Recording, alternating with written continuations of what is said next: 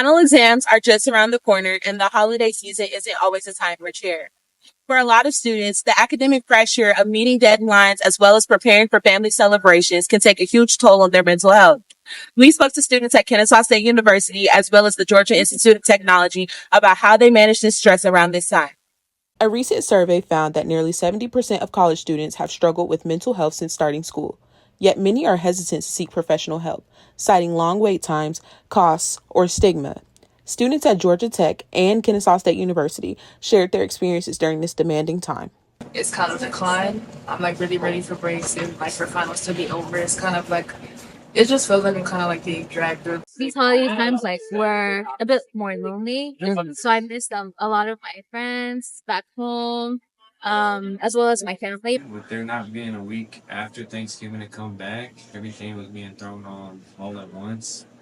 This year, I think it was more heightened, like stress and the workload. Not to like overwhelm myself, especially around this time, because I know I can fall into a depressive pit. I feel like it definitely impacts my mental health a good bit. Gloomier weather makes it a little bit more, like a little harder to get up and kind of do things and have motivation to really get things done. Licensed therapist Mia Bailey says the holiday season can amplify feelings of stress, anxiety, and even loneliness for many college students. You do see a lot of depression or anxiety that may increase a little bit for college students. They definitely would feel a lot more alone during this time of the year. One big thing that I try to encourage everyone, especially college students, is try to maybe set up a schedule because I know a lot of times there's papers, exams, finals. Create a schedule that allows yourself also to have that like self-care, whether that is you're going to pamper yourself, going to hang out with friends, or whatever that's going to be, so that you find that nice structure and that balance. Bailey emphasizes the importance of setting boundaries and managing expectations with family.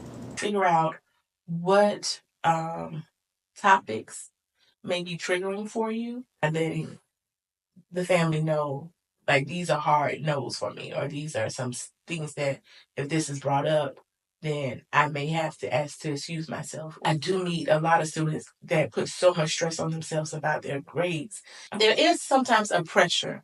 And I think for parents, especially if some of them have not gone to college and don't understand, is that a little bit of educating them how it's different than when you were doing secondary school. Across campuses, students are finding creative ways to manage stress, often relying on their faith, hobbies, or community support.